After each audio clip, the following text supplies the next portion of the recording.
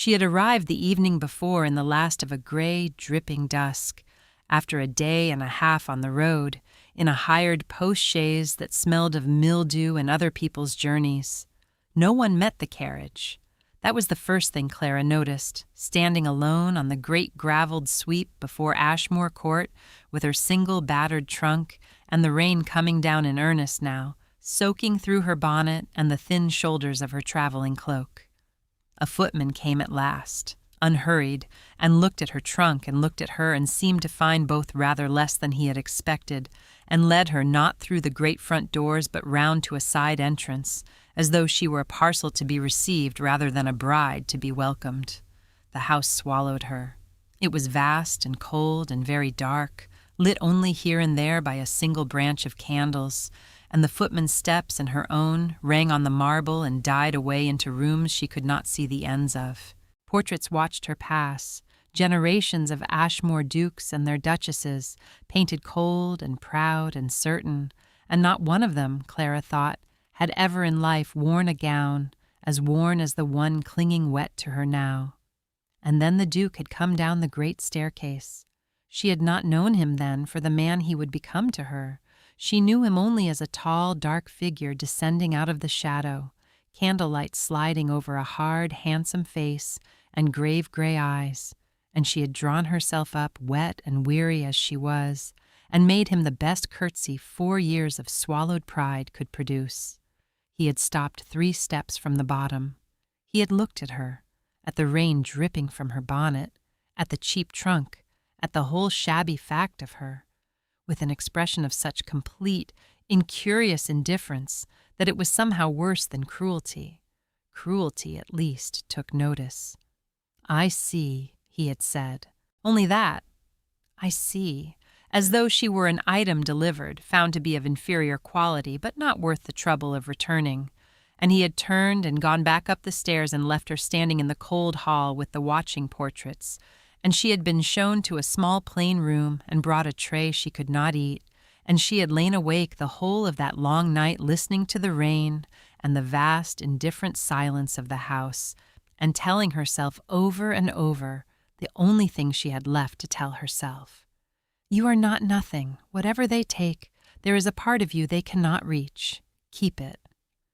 She had risen the next morning and dressed in her best worn gown and gone down to be married to the cold man on the stairs, because a woman in her position did not have the luxury of refusing, and because her uncle had made it brutally plain what awaited her if she did. She had walked into that 400-year-old chapel, believing she had no choices left in all the world.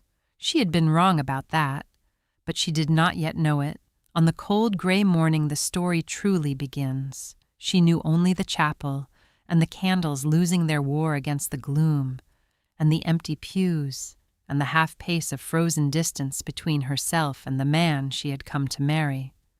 The chapel at Ashmoor Court had stood for 400 years, and in all that time, Clara Linley supposed, it had never witnessed a colder bride.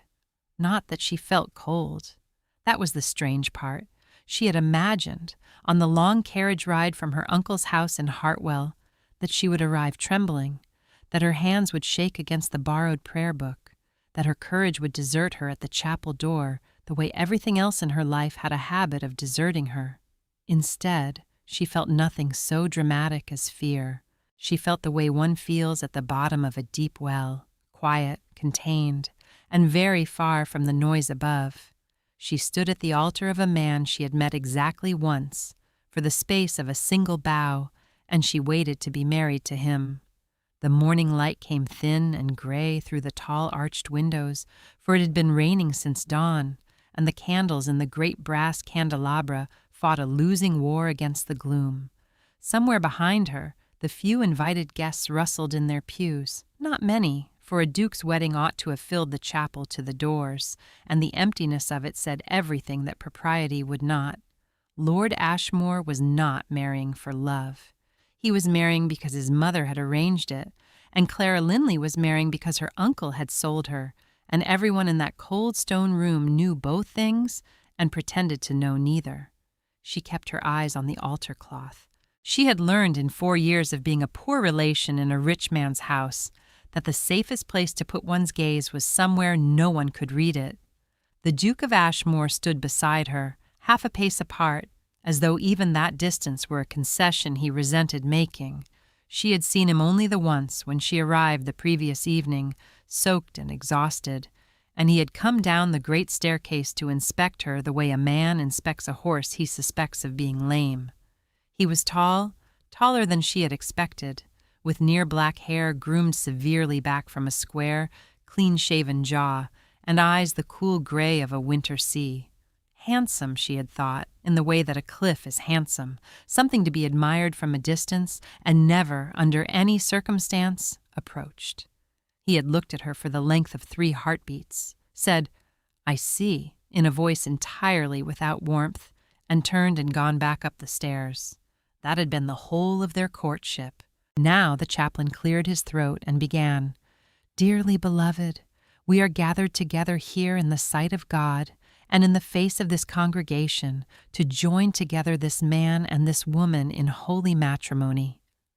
Clara breathed slowly, in through the nose, out through the lips, the way her mother had taught her long ago, in another house, in another life, before the debts and the dying and the small gray rooms at the top of her uncle's stairs. "You are not nothing," her mother used to say, brushing out Clara's hair by candlelight. "Whatever they tell you, whatever they take, there is a part of you they cannot reach. Keep it. It is the only inheritance I can leave you." Clara had kept it. It was, she sometimes thought, the only thing she had left. A footman approached, bearing a small maroon velvet box upon a silver tray. Inside, she knew without looking, lay the ring, the Ashmoor betrothal ring, a heavy old thing of gold and garnet, worn by duchesses for 200 years. The chaplain reached for it. The Duke's gloved hand rose to take it, and then, in the brittle silence of the chapel, Clara heard him speak. Not loudly. He did not raise his voice. But the chapel was built of stone, and stone carries sound, and the words traveled the way a dropped coin travels across a marble floor, small, bright, and impossible to ignore. "I never asked for a wife," the Duke said. He had meant it, perhaps, for his mother, who sat rigid in the front pew with her chin raised like a queen at an execution. He had meant it, perhaps, for himself, the bitter private complaint of a man cornered by duty. He had not, Clara understood at once, meant it for her at all.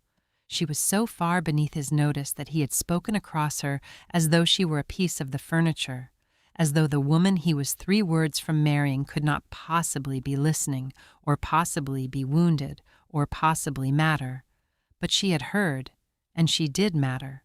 Her mother had told her so, and her mother had been the only person in Clara's life who never once lied to her. The chaplain hesitated, the ring suspended in the candlelight. The congregation held its breath, and Clara Linley, who had been quiet for 4 years, who had swallowed every insult and curtsied to every cruelty and made herself small enough to fit into the cracks of other people's houses, lifted her head and looked, for the first time, directly at the man she had come to marry. He was already half turned away from her. He had not even the courtesy to insult her to her face. So she did not weep. She did not faint, as a more delicate heroine might have done. Nor did she rage, as the cruel would have liked, for a scene would have given them all the satisfaction of pronouncing her hysterical. She simply gathered the thin gray skirts of her gown, the best she owned, which was to say the least shabby, and she sank into a curtsy. It was a perfect curtsy. Her governess years had taught her that much before the money ran out and the governess was let go and Clara herself became the kind of woman other families hired to teach their daughters how to curtsy.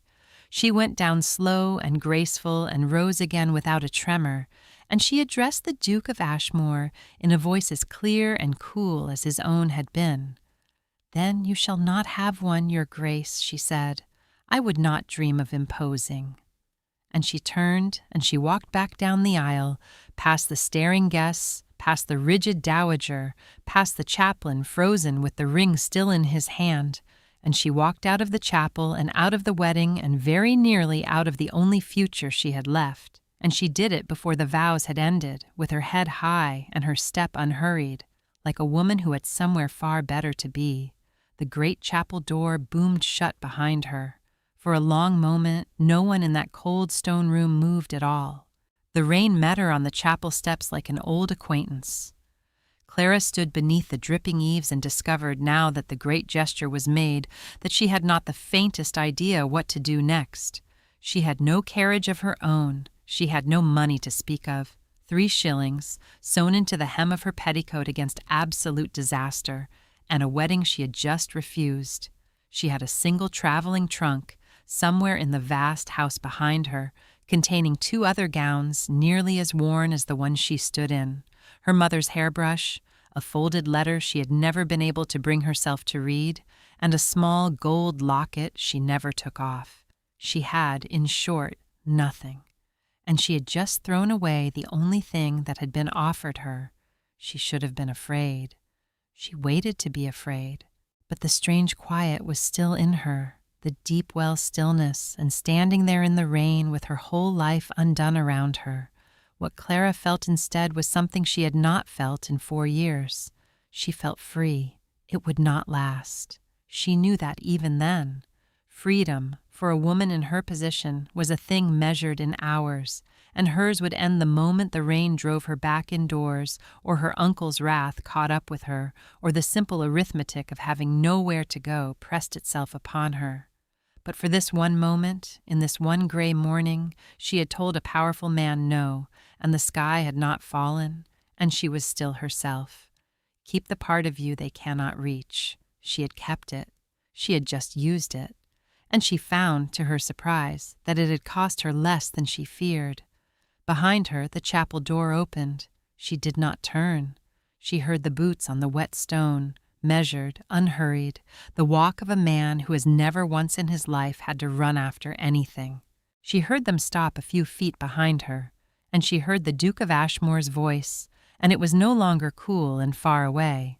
It was, for the first time, the voice of a man who did not entirely understand the situation he was in. "Madam," he said, "you will catch your death." "That would be convenient for everyone, I imagine," said Clara, watching the rain pock the gravel of the carriage drive. "Your Grace need not trouble himself. I shall be gone within the hour." Gone where? It was, she thought, an excellent question, and one she had no answer to. She did not give him the satisfaction of saying so. "That," she said, "is no longer any concern of yours. You did not ask for a wife. You have not got one. I believe that concludes our acquaintance." There was a silence behind her. She had spoken to a duke as no one in his household had likely dared to speak to him in years, and she found she did not much care what he made of it. What more could he take from her? She had already given up everything by walking out that door. A man cannot threaten a woman who has nothing left to lose, and for one bright hour Clara Linley had nothing left to lose, and it made her, briefly, the most dangerous person at Ashmoor Court. When the Duke spoke again, his voice had changed once more. The bewilderment had gone out of it, and something else had come in, something careful, something that was almost against its own will, curious. "You curtsied," he said. "I beg your pardon?" "In there, after I—" He stopped. She heard him choose and discard several ways of finishing the sentence. "After I spoke. You curtsied. Then you refused me and you left, and you did all of it as though you were the one conferring the favor." A pause. "I have insulted a great many people in my life, Miss Linley. None of them has ever made me feel as though I had embarrassed myself by doing it."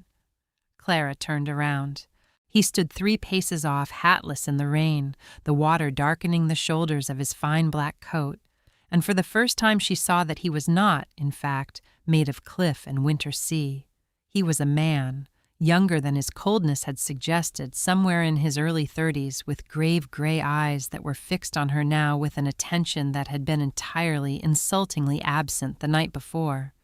He looked, she thought, like a man who had reached for a familiar thing in the dark and found something else in his hand instead. "You did embarrass yourself, Your Grace," she said. "I only declined to pretend otherwise. The difference is that I have no reputation left to protect, and you have a very great deal, and I expect that is why no one else has ever told you."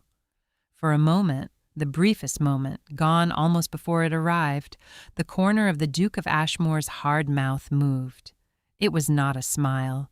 She would not have dignified it with the word. But it was the ghost of the place where a smile might one day live, if the man ever permitted himself one. And Clara saw it, and the Duke saw that she had seen it, and something passed between them in the rain that neither of them had asked for and neither of them knew what to do with. Then a voice cut across the courtyard like a whip. "Clara!" She closed her eyes. She knew that voice. She had spent 4 years learning the exact pitch of it, the precise register at which her uncle Edmund Crane summoned and reprimanded and reminded her of the magnitude of her debt to him for the roof he so graciously kept over her ungrateful head. She opened her eyes and turned, and there he was, descending the chapel steps with his face the color of a brick and the Dowager Duchess of Ashmoor sweeping behind him like a thundercloud given human shape. And Clara understood that her one bright hour of freedom was over, and the reckoning had come. "You ungrateful, witless girl," Edmund Crane said, and he said it loudly, in front of the Duke, in front of the Dowager, in front of the household servants now gathering in the chapel doorway to watch. "Do you have the faintest conception of what you have done? Do you understand what I promised? What was arranged?" "I understand it perfectly, uncle," said Clara. "You promised the Duke of Ashmoor a wife in exchange for the forgiveness of your debts to his estate. I was the wife. You did not think to mention this arrangement to me until the carriage was at the door, but I am not a fool, whatever you believe, and I worked out the sum some time ago." She looked at him steadily. "I was the currency, uncle. I have always known I was the currency. I simply declined this once to be spent." Crane's hand rose. Whether he meant to strike her there before the whole company or only to seize her arm and drag her to the waiting carriage, Clara never learned, because in the same instant 2 things happened.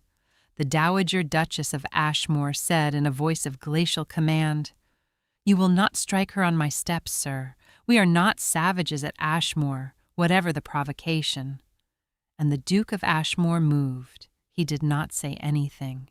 He simply stepped, without haste, without apparent effort, between Clara and her uncle's raised hand, so that Crane found himself confronting not the slight figure of his niece, but the considerable and immovable person of a duke.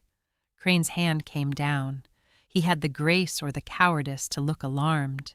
"Mr. Crane," said the Duke, "you will compose yourself." "Your Grace, the girl has humiliated us all. She has thrown your generosity back in your—" "She has refused to marry a man who insulted her at the altar," said the Duke. "I find I cannot fault her judgment, as I was the man." He said it flatly, without apology, a simple statement of fact.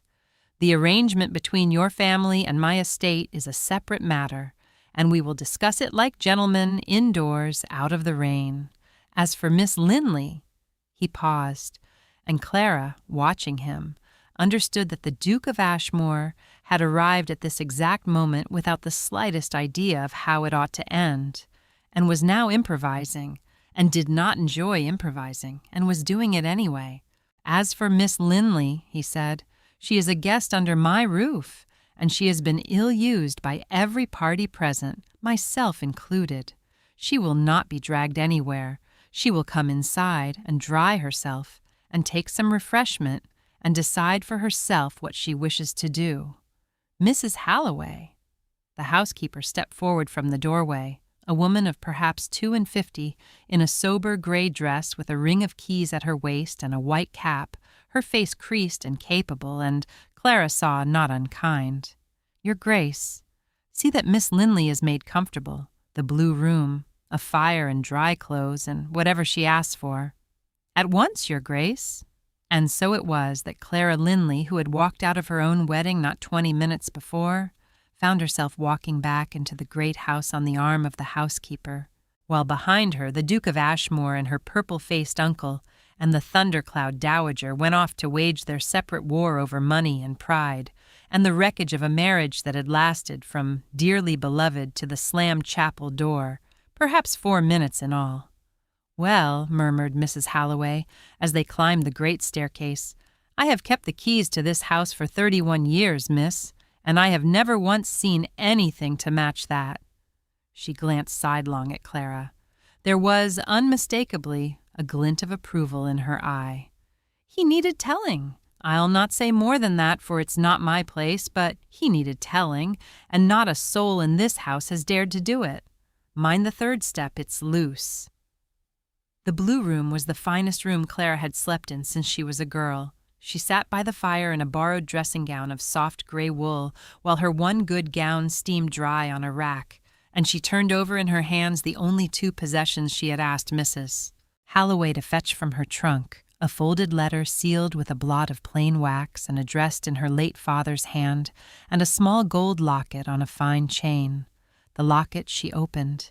She had opened it 10,000 times.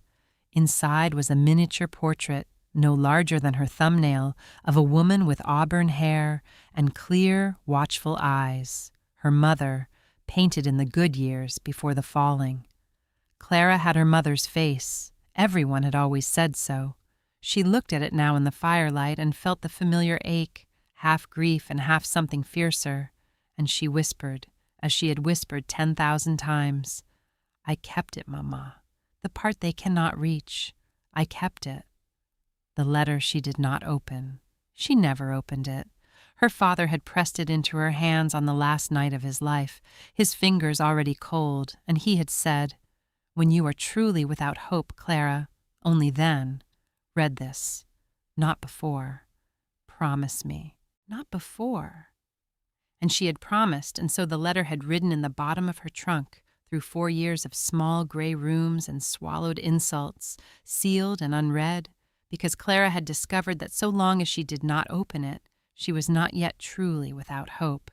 The letter was the last of her hope, kept in reserve, and she would not spend it, not yet, not for this. She set it carefully on the mantel and looked at it for a long while. A soft knock came at the door. Mrs. Halloway with a tray, broth, bread, a little cold chicken, and a pot of real tea. She set it down and did not leave at once, but lingered, smoothing the coverlet with the unhurried competence of a woman who had smoothed 10,000 coverlets. "His Grace's mother," she said, apparently to the bedposts, "arranged this marriage 8 months ago, without telling His Grace a word of it until the contracts were signed, and there was no honorable way out. He was that angry. Not at you, miss. He didn't know the first thing about you, which I dare say was rather the trouble. He was angry at being managed. He's a man who has been managed his whole life, you understand, by his mother and his title and his father's debts and the great cold weight of being the Duke. And he has got into the habit of being cold right back at all of it, because cold is the only armor he was ever given." She straightened. "I don't excuse what he said in that chapel. It was unpardonable. I only tell you so that you'll understand it wasn't aimed at you. You were just the nearest target when the gun went off." "Why," said Clara slowly, "are you telling me this, Mrs. Halloway?" The housekeeper considered her for a long moment. "Because in 31 years, she said, I have watched a great many fine ladies come through these doors hunting that man, for his title, for his fortune, for the great cold prize of being his duchess, painted, polished, simpering things, and not one of them ever once told him the truth, because the truth might have cost them the prize." She moved to the door. "You walked out, miss. You're the only one who ever walked out, and I have served this family a long time, and I find I am very tired of watching it freeze itself to death." She paused on the threshold. "Eat your broth. Things look a deal less hopeless on a full stomach. They always do."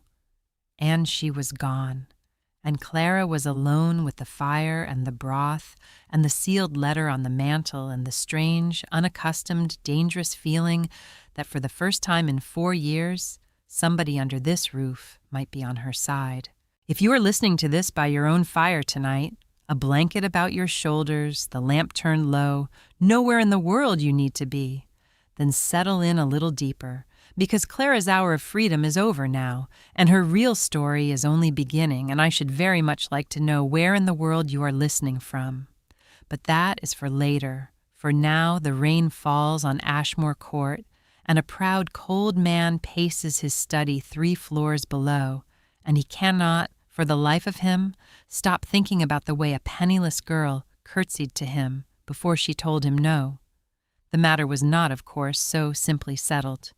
Clara had said she would be gone within the hour, but the hour passed, and the rain did not, and when Mrs. Halloway came again, it was with news that the roads to the south were flooded at the Hartwell Ford and impassable until the water fell, which might be a day, or might be 3. And so Clara remained at Ashmoor Court, not a wife, not a guest exactly, not a servant, but something in between, a woman with no name for her own position, occupying the blue room and taking her meals on a tray and watching the rain run down the tall arched windows. Her uncle, she learned, had gone. The negotiation between Crane and the Duke had not gone well for Crane. He had departed in a fury that afternoon, and what arrangement, if any, had been reached over the debts, no one would tell her. She did not much care.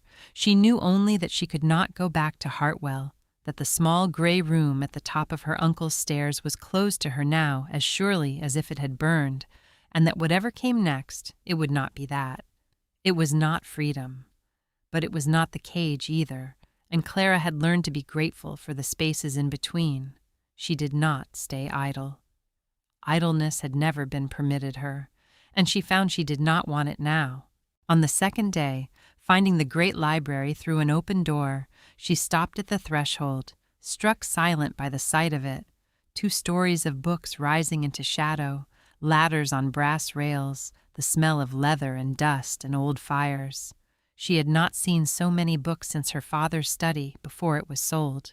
She stood in the doorway with her hand pressed to the frame, and she did not hear the Duke come in behind her until he spoke. "You may go in," he said. "It does not bite." She turned.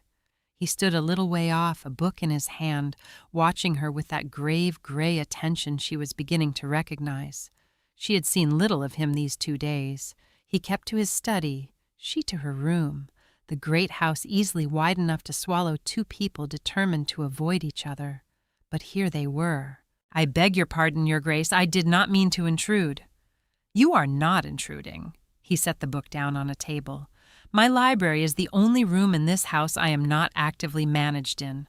You are welcome to it. You read?" "When I am permitted."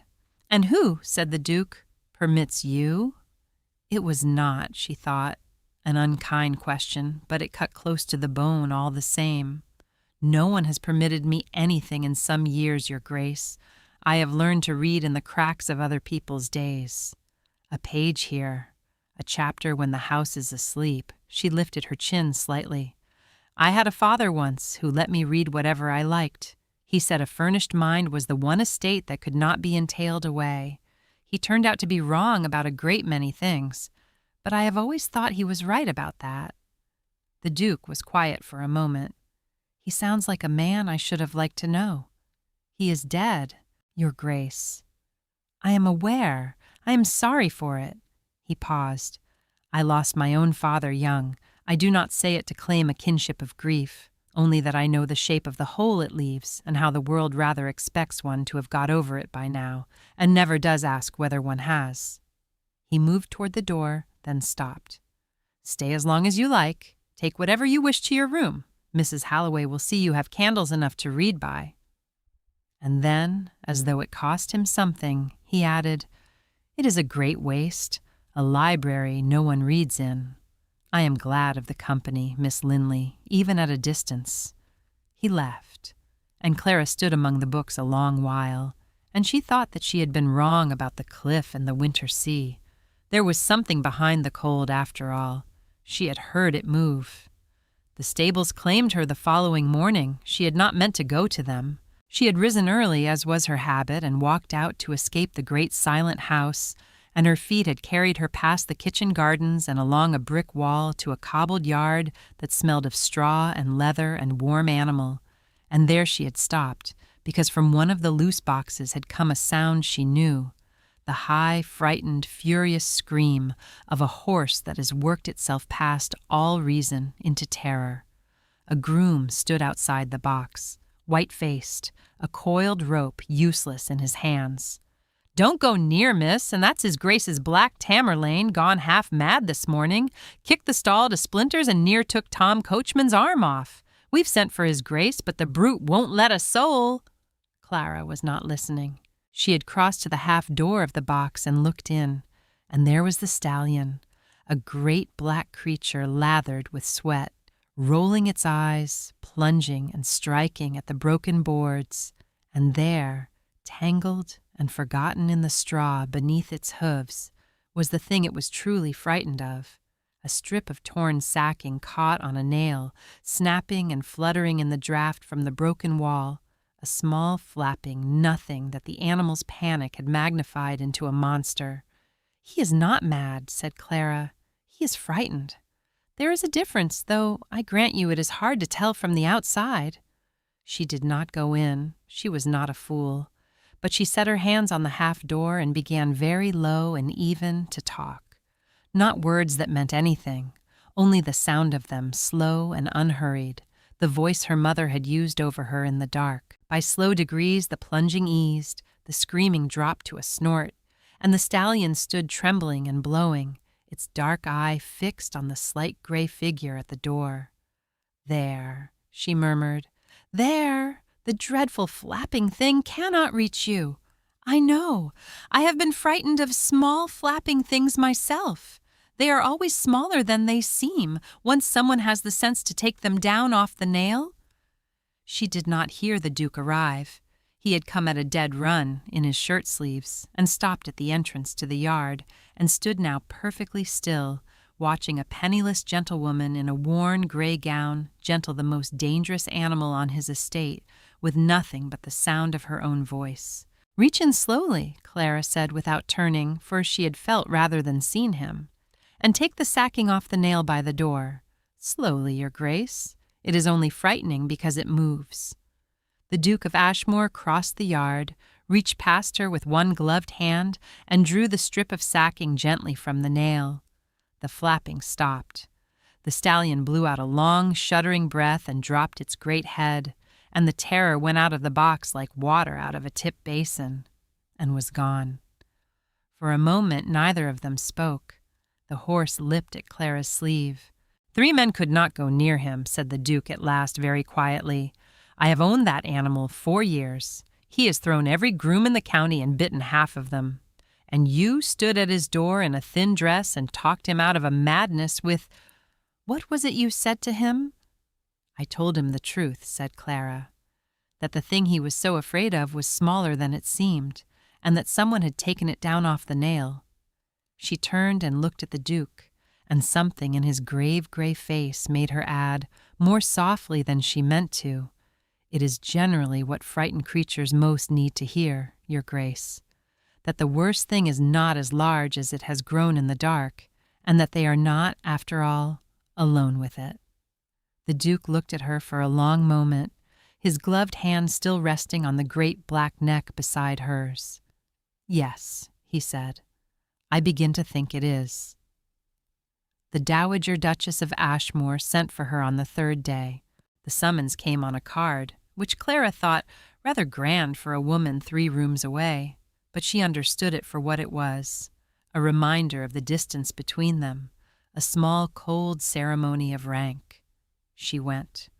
The Dowager received her in a sitting room of pale green silk, seated very upright in a high-backed chair, and she looked Clara over from her plain dress to her plain face with the frank appraisal of a woman pricing a horse at market. "Sit," said the Dowager. Clara sat. "You are not what I expected." "So I have been given to understand, your Grace." The Dowager's eyes sharpened. She was a handsome woman still, perhaps 60, with her son's grave bones and none of his buried warmth. "I will be plain with you, Miss Linley, for I have not the patience to be otherwise. I arranged this marriage. I chose your uncle's house from a dozen others because the family was respectable enough and poor enough to be grateful, and the girl was reported to be biddable. Biddable." She let the word fall like a stone. "You have made me a liar before half the county. My son required a wife. The estate requires an heir. The Ashmoor line does not end in my lifetime, Miss Linley, not for the sake of one girl's wounded feelings. Do you understand me?" "I understand you perfectly, Your Grace," said Clara.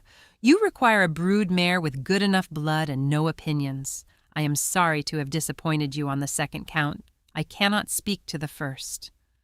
For a moment the dowager simply stared at her, and then, Clara could not have predicted it, the old woman laughed, a short, surprised, unwilling bark of a laugh, quickly suppressed. "Good God," said the dowager, "you have a tongue on you."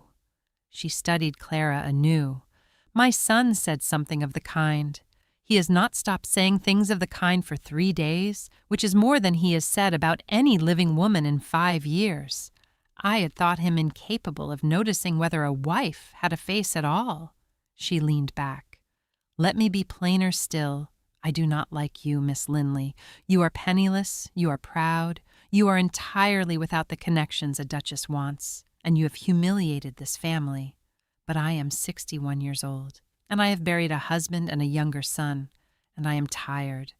And I have watched Julian turn to stone a little more with every year, and you are the first thing in a decade to make him forget to be cold." She fixed Clara with a hard, level look. "I have not decided yet whether you are a disaster or a remedy. I am telling you so that you will know I am watching, and that I am not a fool, and that whatever you are playing at, you are playing it in front of someone who has been playing it longer." "I am not playing at anything, Your Grace," said Clara quietly. "I have nothing to play for.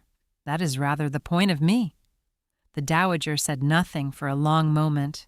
Then she rang a little bell, and the audience was over. It was that same evening that Clara first encountered Lady Sophia Marbury. She came sweeping into the great hall as Clara was crossing it, a beautiful young woman of perhaps 22, in a gown of deep saturated rose silk that no genteel poor relation could ever have afforded, with a confidence in her step that came from never once in her life having been made to feel small. She had golden hair dressed high and a jeweled comb and a laugh she deployed like a weapon, and she stopped when she saw Clara and looked her up and down with bright, delighted cruelty. "Oh," said Lady Sophia, "you're the one."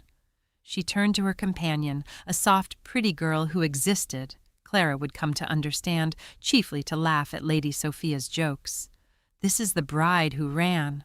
Look at her, Maria. Look at the dress." She pressed a gloved hand to her mouth, her shoulders shaking, her eyes never leaving Clara's face. "And to think she fancied she might be a duchess, in that. Did you sew it yourself, dear? You did, didn't you? Oh, this is too delicious. Half of London thinks you're a wronged martyr, and here you are looking like the Duke's third best chambermaid." Clara stood very still and let it wash over her. She had stood through 100 such moments in 4 years. She had a deep stillness for exactly this. She did not flush. She did not look away. She waited until Lady Sophia had laughed herself out, and then she said pleasantly, "You must be Lady Sophia Marbury." The laughter stopped. "How do you—" "Mrs. Halloway mentioned you. She said you have called at Ashmoor 9 times this past year. She said you were most attentive to his grace." Clara inclined her head, the very picture of courtesy. "I think it speaks very well of your perseverance, my lady, that you should keep calling so faithfully on a gentleman who has not once returned the call. Most women would have lost heart by the 4th or 5th visit. You are clearly not most women. I do hope the 10th is more rewarding than the 9 before it. Good evening." And she curtsied, that same perfect, infuriating curtsy, and walked on, leaving Lady Sophia Marbury scarlet and speechless in the middle of the great hall. And she did not see, because she did not turn, the Duke of Ashmoor standing in the shadow of the gallery above, where he had observed the entire exchange, with the ghost of that same not-quite smile haunting the corner of his mouth. On the 4th day, there was sickness in the village, and Clara went down to it. She went because Mrs. Halloway, harried and short-handed, had mentioned that the blacksmith's youngest had taken a fever, and the mother was abed with a new infant, and there was no one to sit with the child. And Clara, who could not bear to be useless and had nursed her own mother through a long dying, had simply put on her shawl, taken a basket of broth and barley water from the kitchen, and walked the muddy half-mile down to the row of tenant cottages under a sky the color of pewter. It did not occur to her that this was not the conduct of a duke's almost bride. It would not have stopped her if it had. The cottage was small and smoke-dark and smelled of tallow and fever, and the child, a boy of perhaps 6, was flushed and fretful and frightened, and Clara took off her shawl and rolled her sleeves and set to work. She bathed his hot face with cool water. She got barley water into him a spoonful at a time. She told him a long, foolish, wandering story about a clever fox who outwitted a greedy lord, inventing it as she went, her voice low and unhurried, the same voice that had gentled a maddened horse, and by slow degrees the child's thrashing eased and his eyes drooped and he slept. One small, hot hand curled trustingly around her finger. She did not hear the Duke duck under the low lintel. He had ridden down himself when word of the sickness reached the house. For whatever else might be said of Julian, Duke of Ashmoor, he did not neglect his people. It was nearly the only warmth his cold upbringing had left intact, and he had expected to find a physician or a frightened mother or an empty room. He had not expected to find the woman he could not stop thinking about sitting on a 3-legged stool in a laborer's cottage in her second-best gown, a sleeping pauper child's hand wrapped around her finger, finishing a whispered story about a fox. He stood in the doorway a long moment, and something moved across his grave face that Clara, had she seen it, would not have known how to name, for she had never in 4 years been looked at quite that way. "He is only frightened and a little fevered," she said softly without turning, for she had felt him there. "It will break by morning, I think, if someone keeps the water cool and does not let him work himself into a fright. Children are very like horses, Your Grace. Most of what ails them is fear, and fear is cured by company and a steady voice and the truth told gently. You came down here yourself," he said, "through the mud, to sit with a blacksmith's son." "Someone had to. There was no one else." She tucked the thin blanket. "I have been the one there was no one else for, Your Grace. I know what it is to be sick and frightened in a cold room with no hand to hold. I find I cannot walk past it in another, now that I know the shape of it. It is the one good thing 4 bad years gave me." She looked up at him at last. "Why do you look at me so strangely?" The Duke of Ashmoor came into the small, smoky room and, to the everlasting astonishment of the blacksmith's wife, who told the story below stairs for years afterward, a duke folded his long frame onto an upturned crate beside a 3-legged stool and sat with a feverish pauper child and a penniless gentlewoman in the failing afternoon light, and stayed.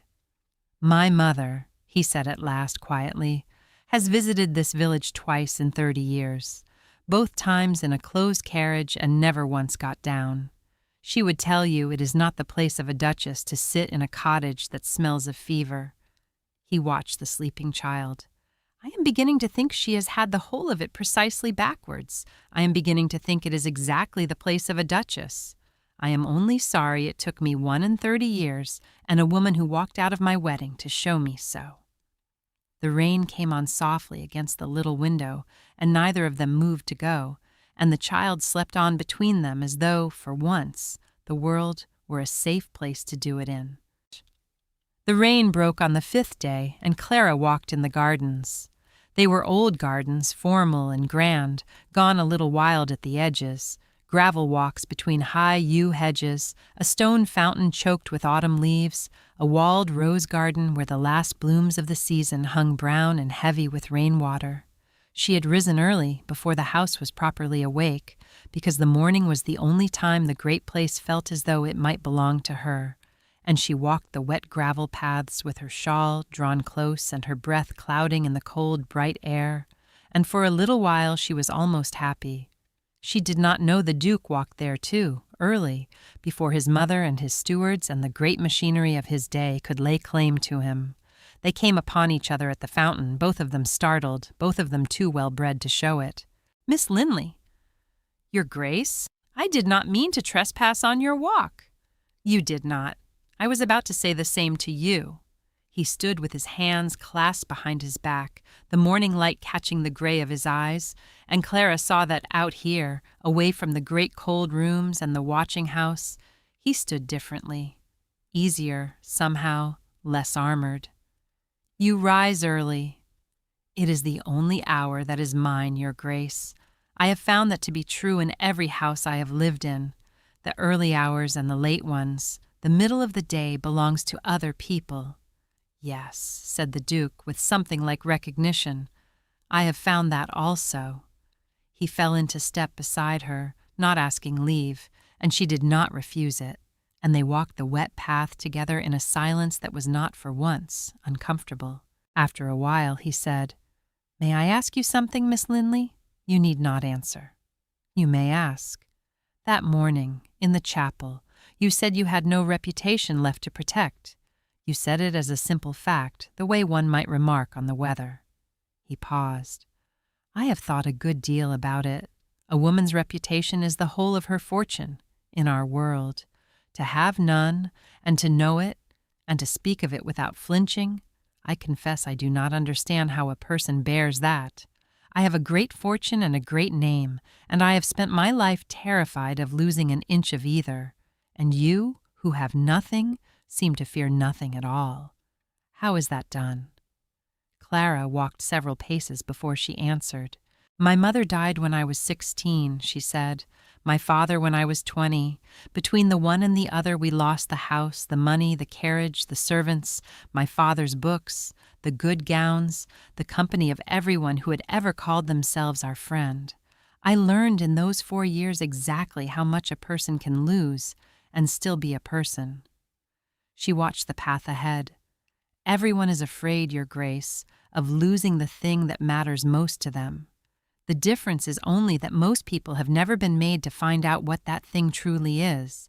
They guess that it is their fortune, or their reputation, or their place in the world, and they spend their lives defending the guess. I was made to find out, and it turned out that the thing that mattered most was something no one could take, because it was not a thing at all. It was only myself, the part of me that decides what I will and will not do." She looked at him. "I am not brave, Your Grace. I am simply no longer afraid of losing anything that can be taken from me. There is a great deal of freedom in that, and a great deal of loneliness, and I would not wish the lesson on anyone, but it is done now, and I cannot unlearn it, and so I curtsied to you in the chapel, and I told you no, because I had already lost everything you could possibly have threatened me with, years ago, in a cold gray house I do not like to remember." The Duke of Ashmoor had stopped walking. He stood very still in the morning light, looking at her, and on his grave, controlled face there moved something she had not seen there before. Not the ghost of a smile this time, but its opposite, a kind of slow dawning grief, as though he had glimpsed across a great distance the shape of a life he had been spared, and had never once paused to be grateful for. "I have been a fool," he said quietly. It did not seem to be addressed entirely to her. 5 days I have spent thinking you the most provoking woman I have ever met, and you are. But I did not understand until just now what it had cost you to become her." He looked at the brown roses heavy on the wall. "Forgive me, Miss Linley, not for the chapel. You have already made it plain that my apology for the chapel is worth very little, and you are right. Forgive me for the days since. I have watched you these 5 days the way a man watches a curiosity, as though you were a clever thing that had wandered into my house. I did not once consider that you were a person to whom something terrible had been done." He met her eyes. "You are a person to whom something terrible has been done. I see it now. I am sorry." And Clara Linley, who had not wept in the chapel, who had not wept when her uncle raised his hand, who had not wept in 4 years of small gray rooms because weeping was a luxury she had not been able to afford, Clara felt to her horror her composure crack, and her clear, watchful eyes fill, and she had to look very hard at the choked stone fountain to keep the tears from falling, because no one in 4 years had said to her, "I am sorry for what was done to you," and meant it. "You must not be kind to me, Your Grace," she managed. "I have a great deal of practice at being treated badly. I have none at all at being treated well. You will quite undo me." "Then I shall have to be very careful," said the Duke of Ashmoor, "to do it slowly." The Duke came to her that evening, after the house had gone quiet. She was in the library where she was nearly always to be found now when she could not sleep, a single candle burning and her father's letter folded once more in her lap, when she heard the door and looked up and found him in the doorway with 2 glasses and a decanter of his late father's port, looking for the first time since she had known him, uncertain of his welcome. "I find I cannot sleep," he said, "and I have observed that you keep the same poor hours. I thought—" He stopped and seemed to reconsider the whole enterprise, and then went stubbornly on. "I thought I would tell you a thing, Miss Linley, that I have told no one. I do not know why. Perhaps only because you are the one person in England who has never once wanted anything from me, and a man can say things to such a person that he can say to no one else." He poured the port. He sat, not across from her, but beside her, on the worn leather settle, his eyes on the cold hearth rather than her face, as men will when the thing they have to say is hard. "My father," he said, "married my mother for her fortune and her blood, and despised her for 40 years, and let her know it daily. There was no cruelty in it that a court could name. He never raised his hand. He was only cold, relentlessly, deliberately, surgically cold, until the warmth went out of her too, and out of the house, and out of me. I had a younger brother once, Edmund." He paused. "Warm where I was cold, laughing where I was silent. My father said it made him weak. He drove the boy hard, to harden him, and Edmund took a fall at a fence my father ordered him over, and did not get up, and was buried at 19. His jaw worked. After that, my father said warmth was a thing that got men killed, and God forgive me, I was a boy, and frightened, and I believed him. I made myself into exactly what he wanted, cold, untouchable, safe, and I have been alone inside it for 15 years, and I had stopped even noticing the walls, until a penniless woman curtsied to me in my own chapel and told me no, and I felt something move behind them for the first time since I buried my brother." The candle guttered. Clara sat very still. "I tell you this," the Duke said, "not to excuse what I said to you at that altar. There is no excuse for it. It was my father's voice coming out of my mouth, and it sickens me to think of it. I tell you only so that you will understand what you are dealing with, if you choose to deal with me at all. I am not a kind man, Miss Linley. I was very thoroughly taught not to be, but I find, since you came, that I should like to learn. I am 31, and I am trying to learn to be warm, and it is the hardest thing I have ever attempted, and I have no notion whether I shall manage it.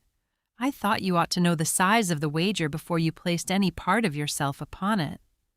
Clara looked at the proud, cold, grieving man beside her, the man who had been a frightened boy taught that love was a weakness that buried brothers, and she thought of her own mother, brushing out her hair by candlelight. "There is a part of you they cannot reach. Keep it in Shakti." And she understood that they had each been given an inheritance, she and this Duke. Hers a warmth no poverty could steal, his a coldness no fortune could thaw.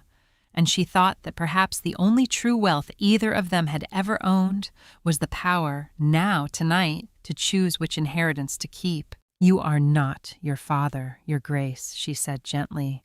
"I have watched you for a fortnight. Your father would not have ridden through the mud to a fevered child. Your father would not be sitting in a cold library at midnight, frightened, telling a penniless woman the truth. You think the coldness is what you are. I think it is only what you were taught to wear." She reached over after a moment and rested her hand briefly on his where it lay on the leather between them, the first time she had touched him by her own choice. "Warmth is not so very hard to learn. You have only to stop being so afraid of it. I will tell you the same thing I told your horse and the blacksmith's boy. The dreadful thing is smaller than it seems, and you are not, after all, alone with it."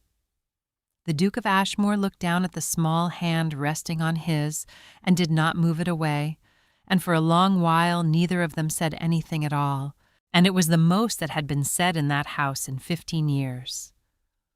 The county assembly fell on the Thursday of the second week, and the dowager decreed that Clara should attend. "You cannot hide in libraries and kitchens forever," the old woman said in a tone that brooked no argument. "The county has decided you are either a scandal or a fairy tale, and the only cure for both is to be looked at squarely. You will come, you will wear the blue, and you will not on any account allow them to see that it costs you anything." She paused and added more quietly, "It is what I should have done at your age, instead of learning to be cold. Go and be braver than I was."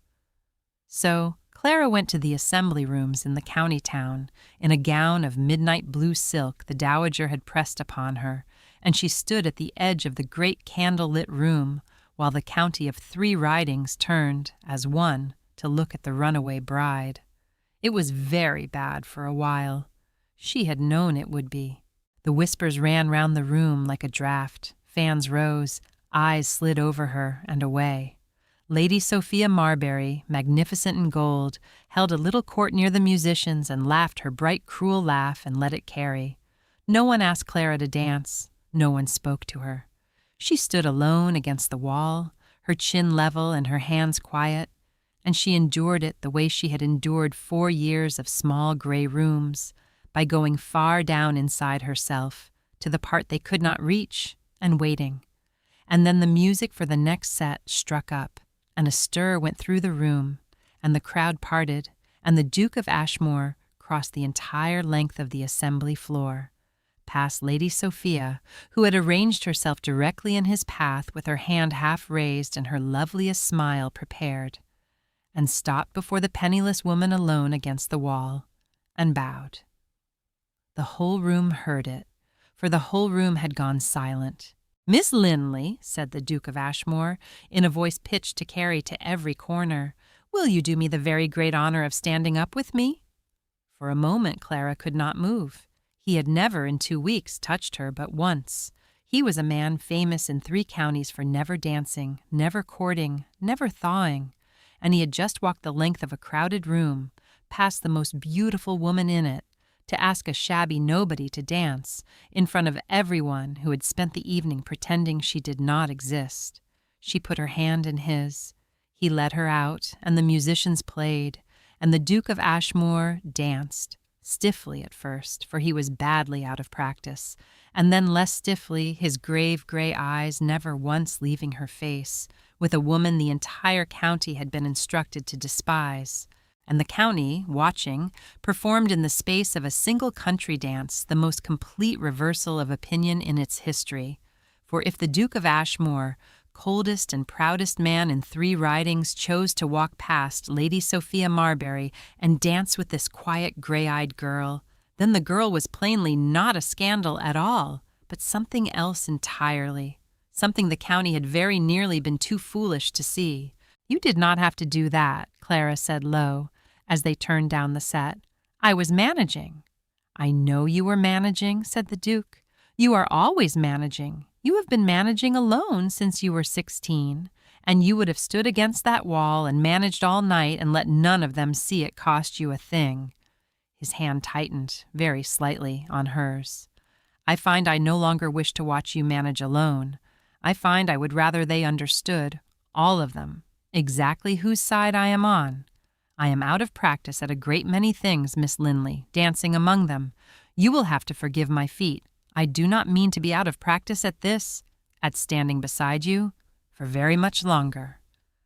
Across the room, Lady Sophia Marbury had stopped laughing, and near the great fireplace, an elderly gentleman with a quizzing glass, Sir Henry Vane, who had known the county 60 years and forgotten nothing, was staring at Clara with a dawning, troubled recognition, leaning to murmur to the lady beside him, "That face, do you not see it? The set of the eyes, the color of the hair? She is the very image of poor Eleanor Vane, that married the Linley boy and was cut off without a shilling. I had thought that whole line lost. Where, in God's name, has the girl been these 8 years?" Clara did not hear him. She was dancing badly and beautifully with a duke who could not take his eyes from her, and for the length of one country dance in a bright, warm room, the wallflower the world had overlooked was the only woman in it anyone could see. The storm caught them on the road home from the assembly. It came down without warning, the way autumn storms do, a wall of rain that turned the lane to a river and the dust to night, and the coachman pulled the horses to a walk and crept the carriage along through the dark while the rain drummed on the roof like fists. Clara and the Duke sat across from one another in the swaying lamplit box, and for a long while neither spoke, and the silence between them was no longer the cold silence of strangers, but something warmer and far more dangerous. "You are shivering," the Duke observed. "It is only the damp. I am quite well." He said nothing. He unfastened his greatcoat, the heavy caped driving coat, and leaned across the rocking carriage and laid it about her shoulders, and his hands rested there a moment longer than the act required, and Clara, looking up, found his grave face very close to hers in the swaying lamplight, and her breath went strange in her chest. "Better?" he said, low. "Yes." It came out barely above a whisper. "Thank you." He did not move back at once. The carriage swayed, the rain drummed, the single lamp threw its small, warm circle over the two of them in the dark, and Clara was aware, with an acuteness that frightened her, of how near he was, of the clean rain and wool smell of him, of the unfamiliar warmth of the coat that was his settling around her like an embrace at one remove. "Clara," said the Duke of Ashmoor, and it was the first time, the very first time, he had used her given name, and it landed in the small, dark space between them like a stone dropped into still water. "I am going to say a thing, and you are free to laugh at me for it, for I have not the smallest practice at saying such things, and I expect I shall do it badly." He drew a breath. "I have been cold my whole life, because I was taught that warmth was a weakness that killed the people who carried it. I believed it for 15 years. And then a woman in a wet gray gown made me the proudest curtsy I ever saw and told me no, and I have not had a single cold hour since, not one. And I'm beginning to understand that my father had it precisely wrong. Warmth is not the weakness. The cold was. The cold is what nearly let me marry a stranger and never know her, and insult her at an altar, and lose her before I had the wit to want her." His hand found hers in the dark, under the edge of the coat. "I do not want to be cold any longer. I want to be the kind of man who lends a woman his coat in a storm and means a great deal more by it than the coat. I am trying to tell you that I—" The carriage lurched into a rut and stopped, and the moment broke, and the coachman called down that a wheel was fast in the mud, and would the master bide a moment, and the Duke sat back and laughed, a real laugh, low and rueful and astonished at itself, and said, "I cannot even propose without the elements conspiring to humble me. Perhaps it is no more than I deserve." "You were not proposing," said Clara, her heart going like a hammer. "You were lending me your coat." "Was I?" He looked at her across the small lamplit dark, and the laughter was still in his eyes, but the rest of it was perfectly grave. "Then I shall have to be clearer another time, when there is no wheel to interrupt me. Consider it a thing begun, Miss Linley, and not yet finished." He rapped on the roof. "Take us home, John, carefully. I find I am carrying precious cargo, and I have only lately learned to value it." And they crept on through the storm in the small warm circle of the lamp, not touching now, but each acutely aware of the other across the dark. And the thing begun hung unfinished and shining in the air between them the whole long way home. It was Mrs. Halloway who noticed the locket. Clara wore it always tucked beneath her bodice, out of sight, but it slipped free as she helped the housekeeper sort linens one afternoon. Clara could not abide to be idle, and Mrs. Halloway had given up trying to stop her, and the housekeeper's capable hands went still at the sight of it. "Where did you come by that, miss?" Her voice had changed. "It was my mother's. Why?" "May I see it?" Clara unclasped the chain and laid the locket in the old woman's palm. "Mrs. Halloway opened it and looked long at the miniature of the auburn-haired woman within, and her weathered face did something complicated. "What was your mother's name, miss? Her name before she married?" "Eleanor," said Clara, puzzled. "Eleanor Vane." The locket trembled very slightly in the housekeeper's hand. "And your father?" said Mrs. Halloway. "Linley. Of where? What place?" "Linley Grange, in Somerset. It was sold when I was 17 to pay the—" "Mrs. Halloway, you have gone quite white. What is the matter?" The housekeeper closed the locket gently and pressed it back into Clara's hands and folded the girl's fingers over it. "Linley Grange," she said, "borders the western edge of the Ashmoor estate, miss. It was the prettiest small property in the county, and it was sold for a song 8 years ago, in a great hurry, by a man who had no right to sell it, for it was held in trust, that property, in trust for a child. There was a deal of talk at the time. The man who handled the sale, who pocketed the money, and stood as the child's guardian and was never made to answer for any of it." Mrs. Halloway looked Clara dead in the eye. "His name was Edmund Crane, miss, your uncle, and the child the Grange was held in trust for, the rightful owner, who was cheated of her whole inheritance and never knew it." "No," said Clara faintly, "was you." Clara sat in the blue room that night with the sealed letter in her 2 hands and the fire burning low, and she understood at last what her father had meant. "When you are truly without hope, Clara, only then, read this." She had thought all these years that the letter was a comfort he had left her, some final tenderness, a father's love set down in ink against the day she might most need to be reminded of it. She had kept it sealed because to keep it sealed was to keep a little hope in reserve, a candle she need not yet light. But she saw now that she had misunderstood him entirely. Her father had not left her a comfort. He had left her a weapon. And he had known, dying, that his brother-in-law Edmund Crane meant to strip the child of everything, and he had not been able to stop it. And so he had done the only thing a dying man could do.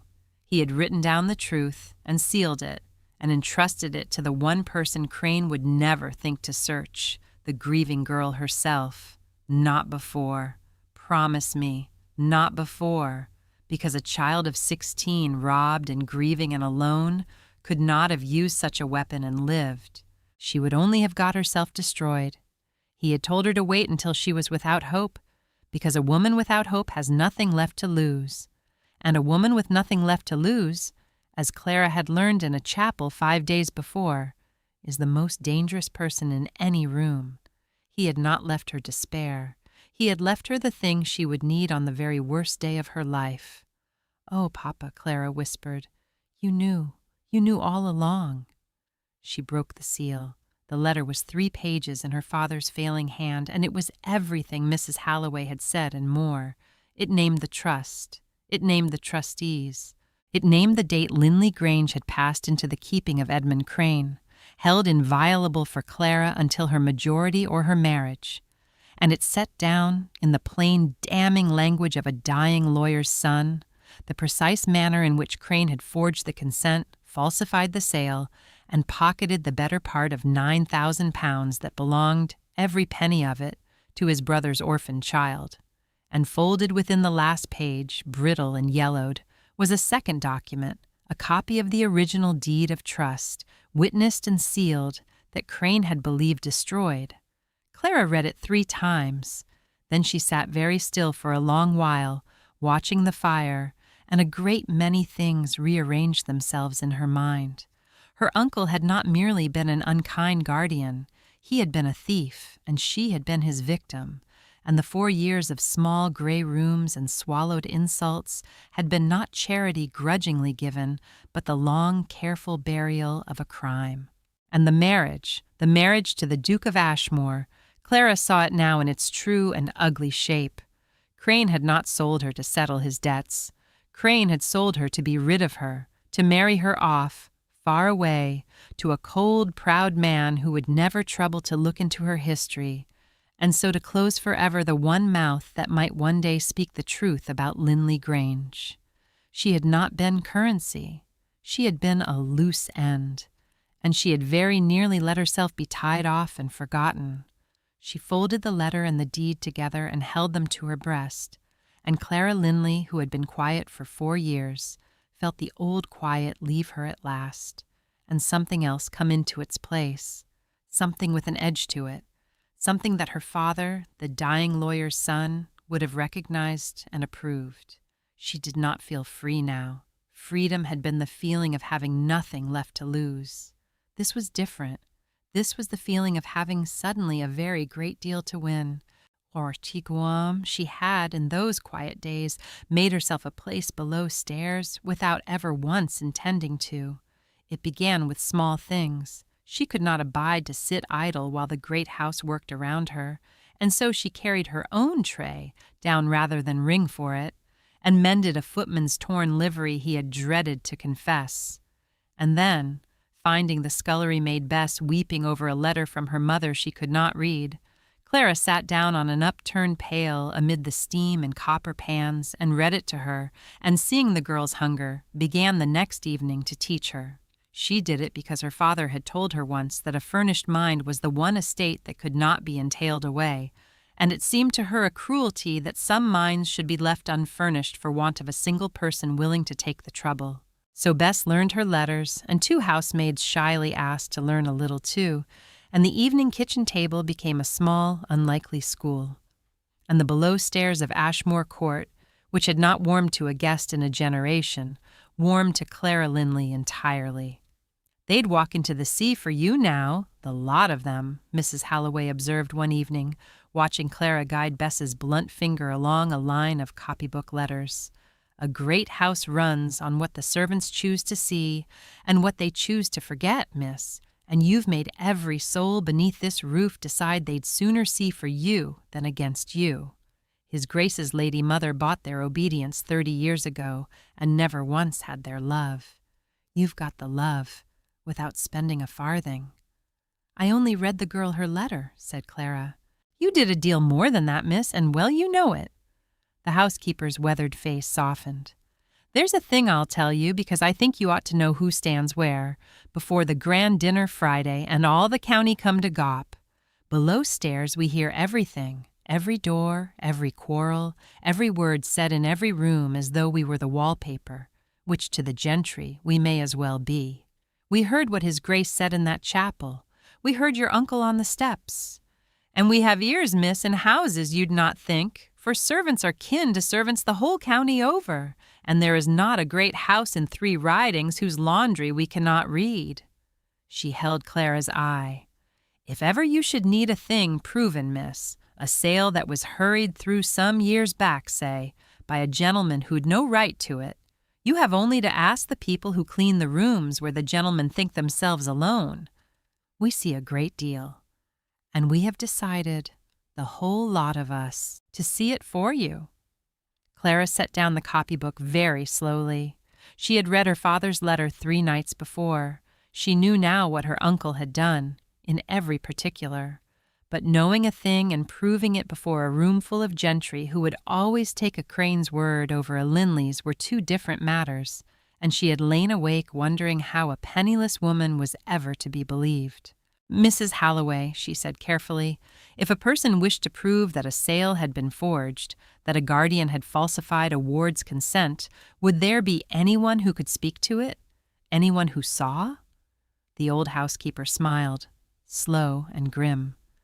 "There's a man called Pickett, miss, clerk to the attorney that drew the papers. He signed his witness to a thing he knew was false, and it sat on his conscience 8 years. He's footman now the next valley over, and my own sister keeps their kitchen. Say the word and he'll be at the servant's door by nightfall with what he saw. You have the papers, we can bring you the man. The rest you may leave to yourself, for I do not believe there's a soul in England better fitted to walk into a room of people who underestimate her and walk out having undone them all." Clara looked at the old woman a long moment and felt the last of the deep-well stillness leave her, and something steady and bright come into its place. "Send for Mr. Pickett," she said. Lady Sophia Marbury did not take her humiliation in the great hall lying down. She returned to Ashmoor twice that week, uninvited and undeterred, on the flimsiest of social pretexts, and Clara, who had no wish to give her the satisfaction of a second skirmish, kept to the library and the kitchen and the gardens and let her come. But a house has eyes, especially a house that has lately decided where its loyalties lie, and so Clara heard of Lady Sophia's doings almost before Lady Sophia had done them. It was Bess who brought the first of it, breathless and indignant. "She tried to buy me, miss, pressed a whole crown in my hand on the back stair and asked what you got up to. Was you forward with his grace? Had anyone seen you where you oughtn't?" I gave it back. I said the only thing this house has seen Miss Linley do is teach me my letters and gentle a horse 3 grooms couldn't hold. And I curtsied proper like you showed me and left her standing. Clara laughed. She could not help it, and hugged the girl, and thought that of all the unlikely things her ruined life had given her, the loyalty of a scullery maid she had taught to read might be the one she would keep longest. But Lady Sophia, balked below stairs, turned where she might do more harm. Finding no true thing to use, she manufactured the appearance of one, letting drop in 3 drawing rooms that the Duke had lost his head over a penniless schemer, a fortune hunter, no wronged innocent at all. And because scandal travels lighter than truth, by Thursday half the county due to dine at Ashmoor arrived already primed to see in Clara Linley exactly what Lady Sophia had told them to see. The Duke heard of it. Mrs. Halloway saw to that.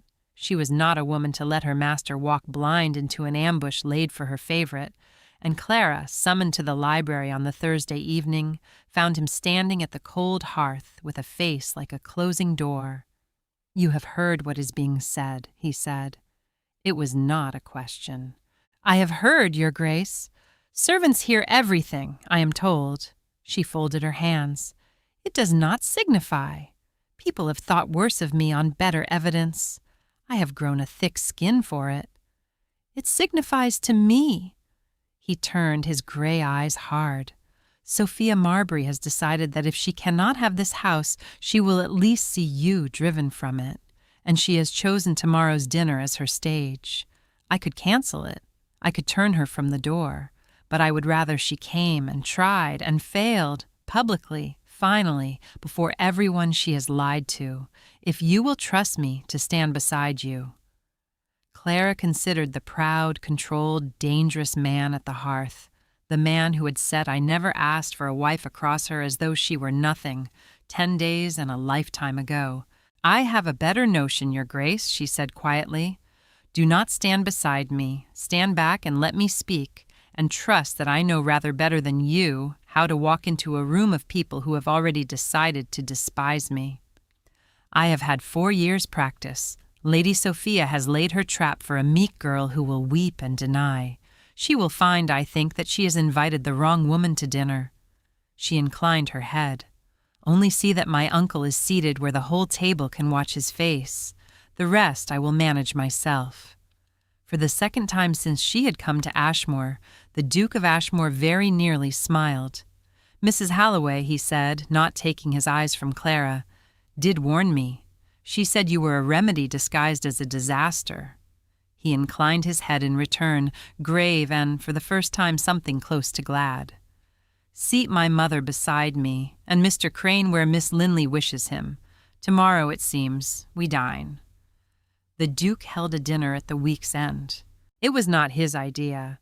It was the dowager's, a long-planned affair, 20 couples from the surrounding county, postponed once already for the floods, and now that the roads were open, there was no putting it off without scandal. Clara would have kept to her room, but the dowager, in a stroke Clara did not at first understand, sent down a gown, a beautiful thing of dove-gray silk, simply cut with a single string of pearls, and a card that read only, "You will dine at my table tonight, Miss Linley. I find I have decided you are a remedy. We shall see whether you have the nerve to prove me right." And there was a further complication, which Clara learned from Mrs. Halloway as the gown was being fitted. Her uncle, Edmund Crane, had been invited. "His Grace invited him," said the housekeeper grimly, pinning. "To settle the business of the debts," His Grace said, like gentlemen over a civilized dinner.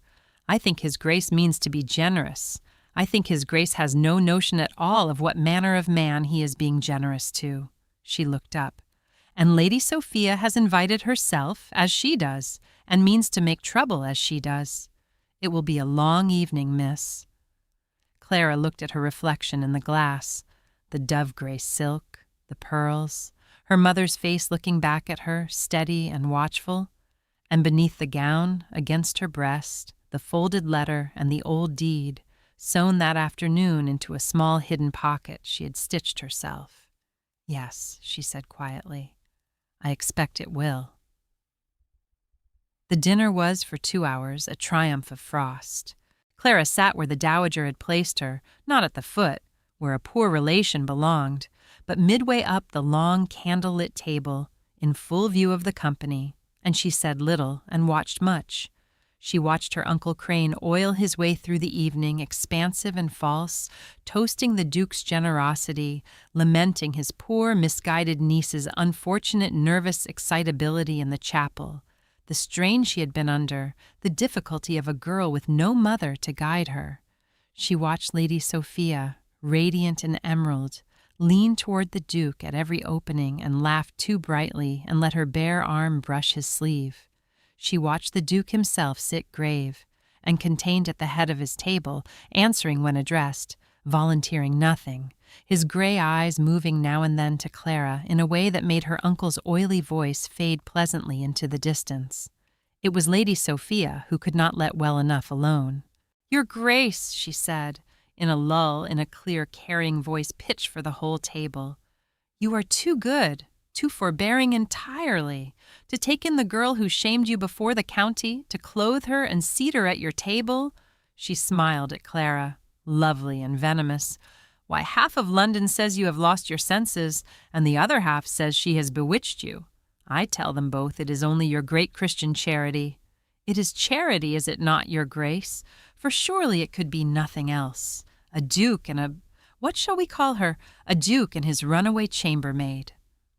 The table held its breath, and Clara, before the Duke could answer, before her uncle could simper, set down her glass and spoke, in a voice that was clear and cool and carried to every corner of the candle-lit room. "It is not charity, my lady," she said, "and I am not a chambermaid. My name is Clara Linley of Linley Grange in Somerset, and before this evening is out, with His Grace's leave and the whole of this good company as witness, I intend to tell you all exactly what that means." Edmund Crane went very still in his chair. "Clara," he said, with a warning laugh that did not reach his eyes, "my dear, you are overwrought again. The company will excuse you. Go up to your room and—" "I am not overwrought, uncle," said Clara. "I have never in my life been calmer. You taught me to be calm, 4 years of it." She turned to the Duke at the head of the table, and she addressed him directly with the whole company hanging on the silence. "Your Grace, you invited my uncle here tonight to settle the matter of his debts to your estate. I would ask you to delay that settlement by a quarter of an hour, for I believe, when you have heard what I have to say, you may find the gentleman owes a great deal more than he has let you understand, and to a different creditor entirely." The Duke of Ashmoor set down his glass. His gray eyes moved from Clara to her uncle and back, and whatever he saw in her face decided him. "You have the floor, Miss Linley," he said quietly. "This table will hear you." So she told them.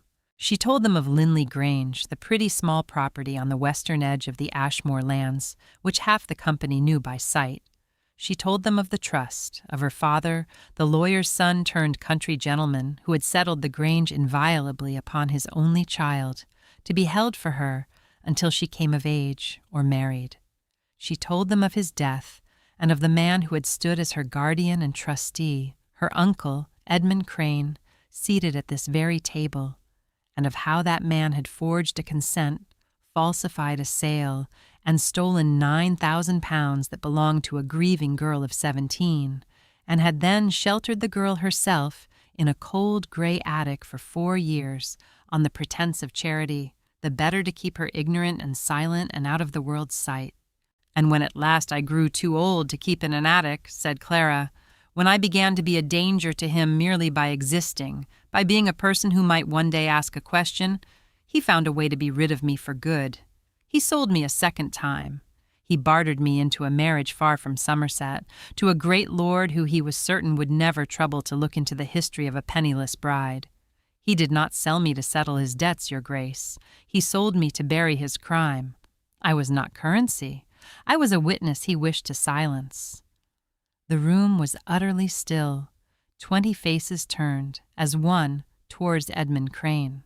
"This is slander," Crane said, but his voice had cracked, and the whole table heard it crack. "This is the raving of a hysterical, ungrateful— Your Grace, you cannot possibly credit—" "I make no claim you need credit, uncle," said Clara. "I have learned not to ask anyone to take a Linley's word against a Crane's, so I shall not ask it." And she rose, and from the hidden pocket sewn against her breast, she drew the folded letter and the brittle yellow deed, and she laid them on the white cloth in the candlelight, in full view of the company. "Here is the original deed of trust, witnessed and sealed, which you believed you had destroyed. And here is my father's letter, written in his own hand on the last night of his life, setting down the whole of your theft in particular.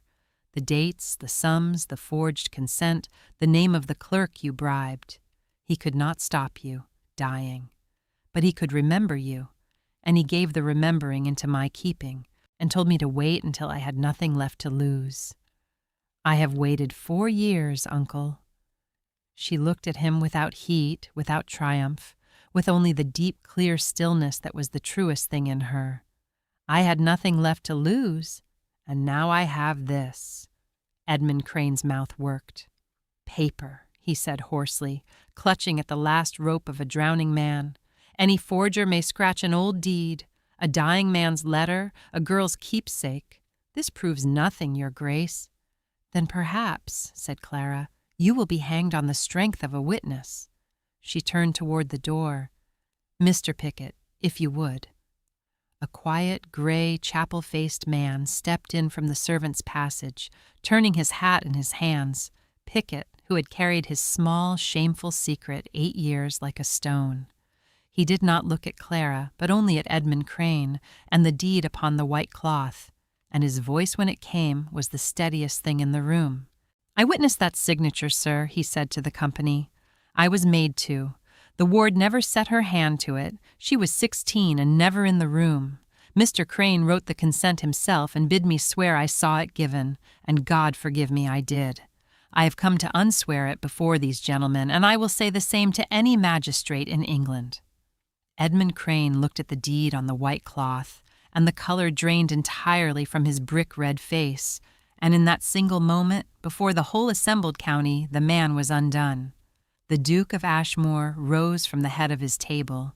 He came down its length slowly, past the silent staring guests, past the scarlet frozen Lady Sophia, until he stood beside Clara, and he picked up the deed and the letter and read them through with grave attention while the candles burned and no one in the room dared to breathe.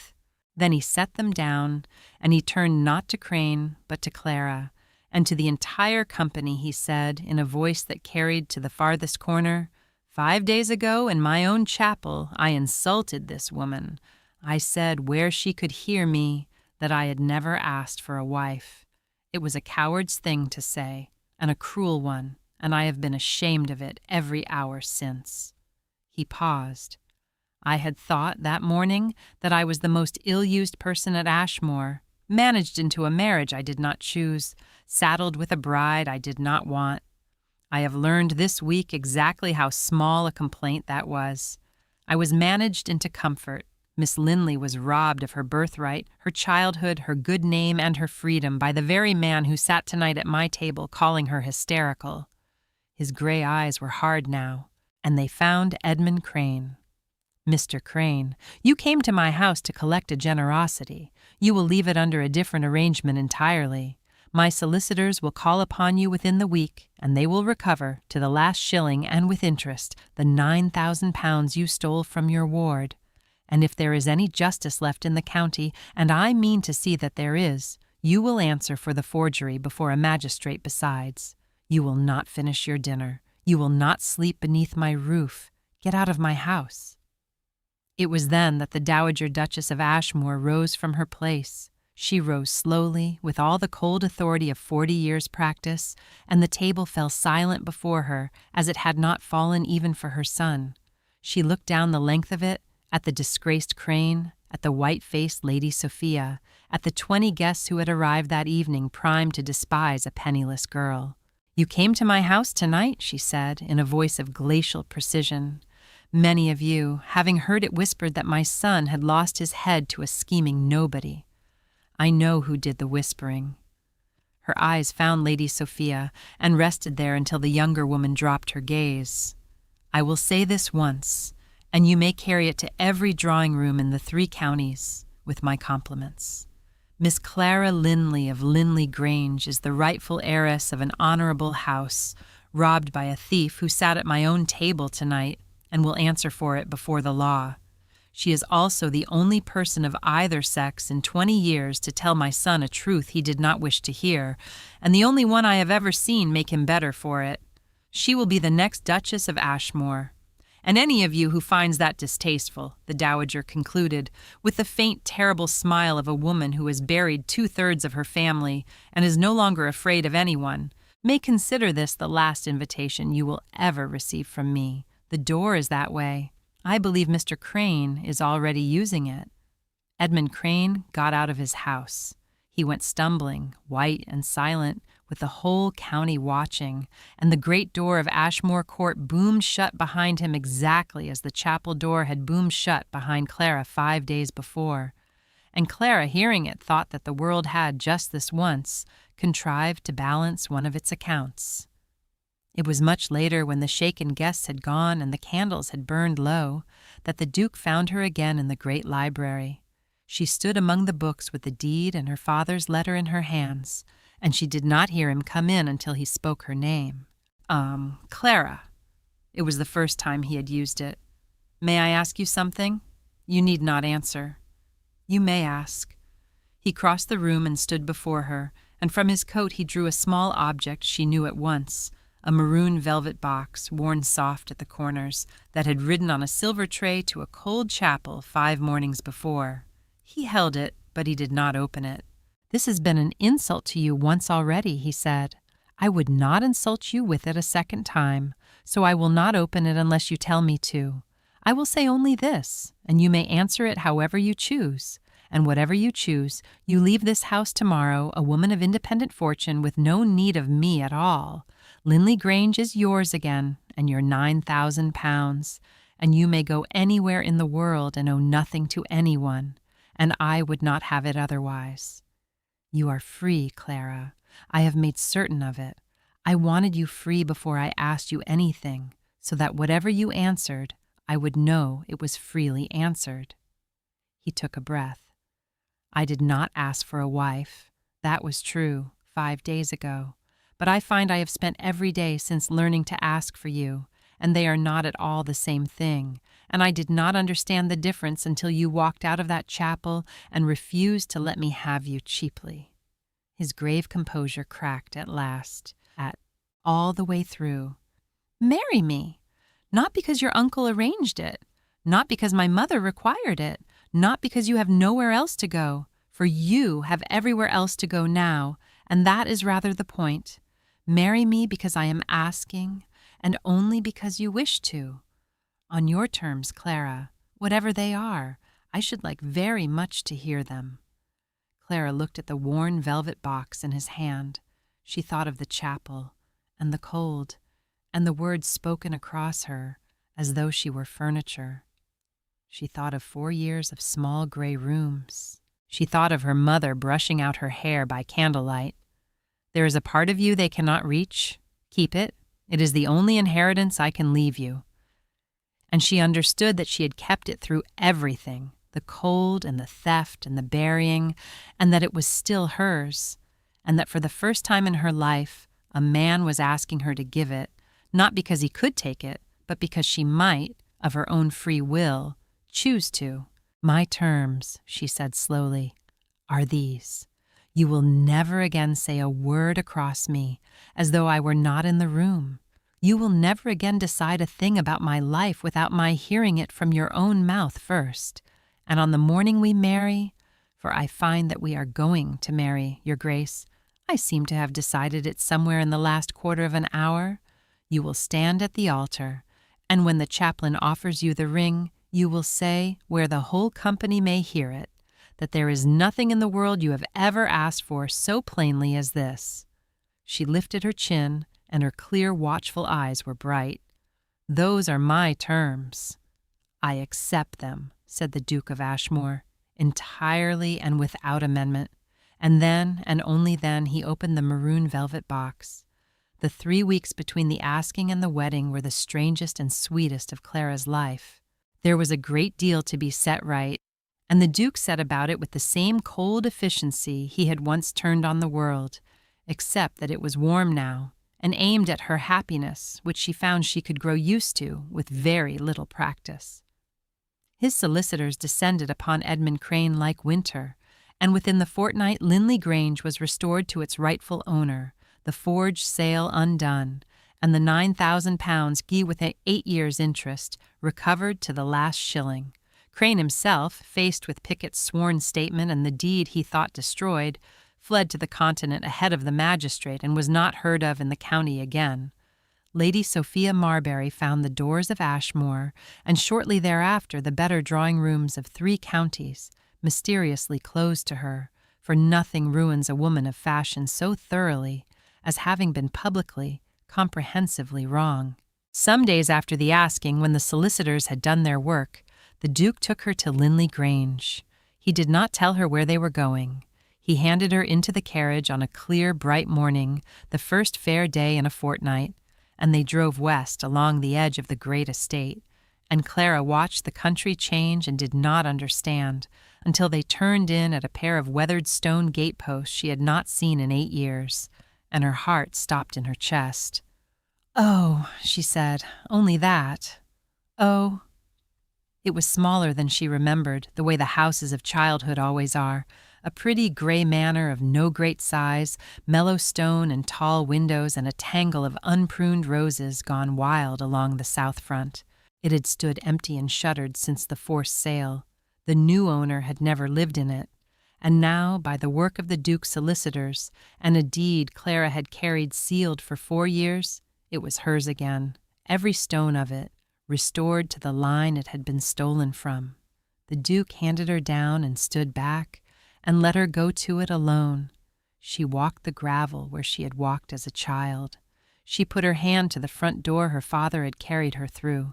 She went into the cold, shuttered hall, where her mother had brushed out her hair by candlelight, and told her about the part of herself that no one could reach, and she stood in the dusty bars of light from a shutter someone had left ajar, and at last, after 8 years and 4 of them spent in small gray rooms, Clara Linley wept, not the contained, swallowed grief she had taught herself, but the real thing, openly, for the mother and father and home and self she had lost, and had thought lost forever. She did not hear the Duke come in, but she felt him stop beside her, and after a moment his hand came to rest, light and uncertain, between her shoulders, and he did not tell her to stop, or that all was well now, or any of the useless things people say. He only stood beside her in her mother's hall and let her weep, his hand steady at her back, until the storm of it passed and she stood spent and quiet in the dusty light. "I did not bring you here to grieve," he said at last, low. "Or perhaps I did. Perhaps a person cannot truly have a thing back until they have first been allowed to mourn the losing of it." He turned her gently to face him. "It is yours, Clara. All of it, free and clear, in your name and no one else's. Not mine, not your husband's, should you choose to take one. I had the settlement drawn so that Linley Grange can never be sold or signed away by any hand but your own, not even mine. Whatever you decide about me, you will never again be a woman with nowhere to go. I have made certain of it. I wanted you to have somewhere of your own to stand before ever I asked you to stand beside me. A woman should be able to say yes from a position of strength, or what is her yes worth?"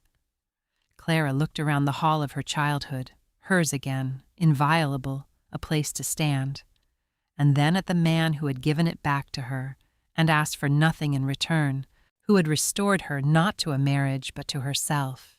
"You strange, proud, difficult man," she said softly, half laughing through the last of the tears. "Do you not see what you have done? You have made it so that I need nothing from you at all, so that I might walk away this very morning, mistress of my own house and my own fortune, and owe you not a farthing, nor a thank you." She reached up and laid her palm against his grave, cold, no longer face. "And I find that I am glad of it, not because it lets me leave, because it lets me stay for no reason in the world but that I wish to.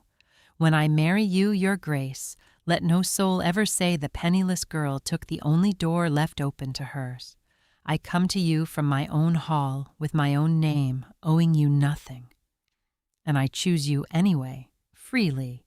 That is the only kind of yes worth the giving, and you have gone to a great deal of trouble to be certain mine could mean it."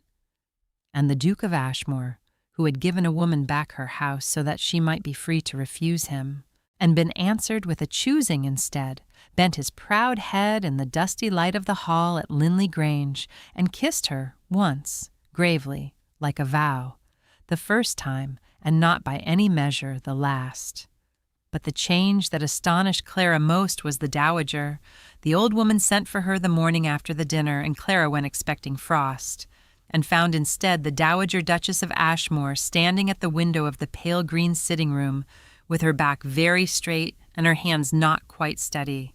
"I have been thinking," the dowager said, without turning, "about the kind of woman I set out to find for my son. Biddable, I said, grateful, without opinions or connections or any inconvenient strength of will, a brood mare with good blood." She turned at last, and her severe, handsome face was, for once, undefended.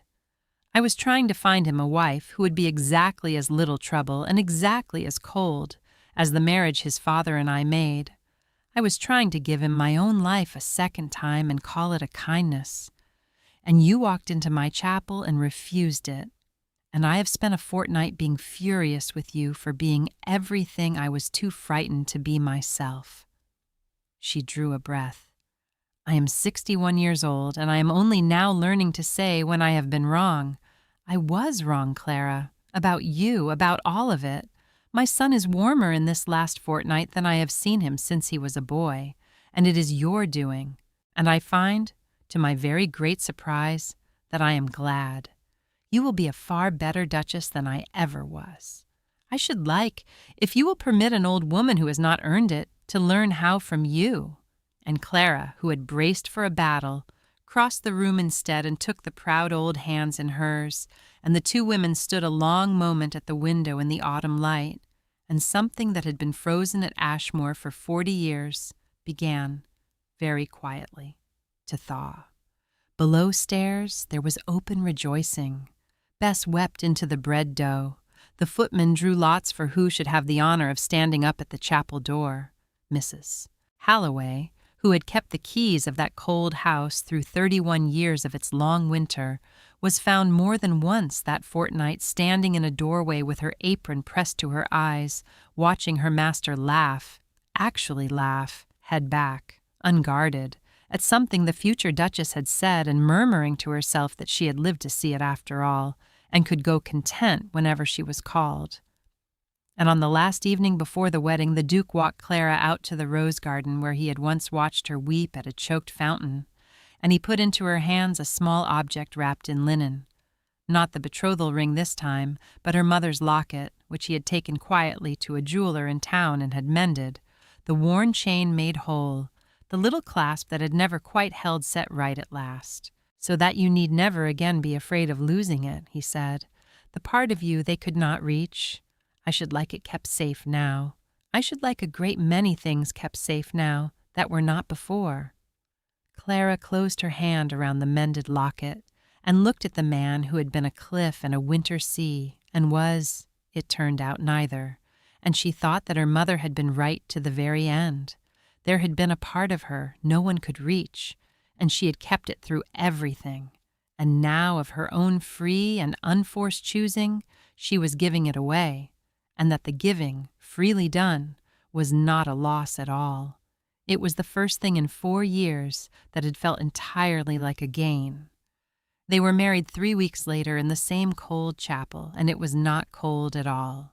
The county came, all of it this time, the pews filled to the doors. For nothing in living memory had given Somerset so much to talk of as the runaway bride, who turned out to be a robbed heiress and was now to be a duchess after all. The Dowager Duchess sat in the front pew with her chin raised, not in defiance this time, but in something her son had not seen on her face in 20 years, and which he was startled to recognize as pride. Mrs. Halloway stood at the back among the servants with her keys at her waist and tears she did not trouble to hide.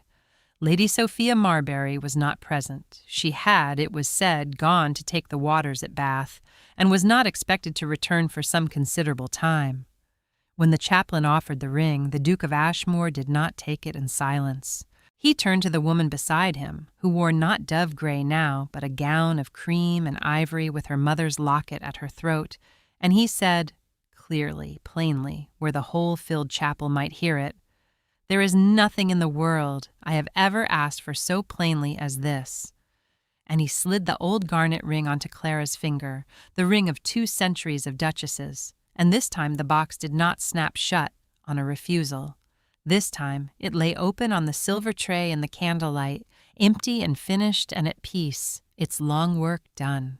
And Clara Linley, who had walked out of this same chapel 5 weeks before with her head high and nothing in the world to her name, walked back down its aisle on the arm of her husband with everything, her name restored, her birthright recovered, her dignity proved before the whole county that had once laughed at her dress. And the part of her that no one could reach, that her mother had given her by candlelight long ago, was hers still, kept through everything, and freely, gladly given at last to a man who had asked for it plainly and would never, she knew, say a word across her again. The rain had stopped. The chapel doors stood open to a clear, bright morning, and the candles burned on, and somewhere a single piano played, soft and unhurried, the way the best stories are always told. So pour yourself one last cup and bank the fire, and let the candle gutter low. The wallflower the world overlooked was seen, after all, and chosen, and her dignity restored in full view of everyone who ever doubted her. And somewhere tonight, by some other fire, in some house I shall never see, you have kept her company to the end of it, and I am glad of it. And I hope you will tell me where in the world you have been listening from. Sleep well. There will be another fire, and another story when next the candles are lit.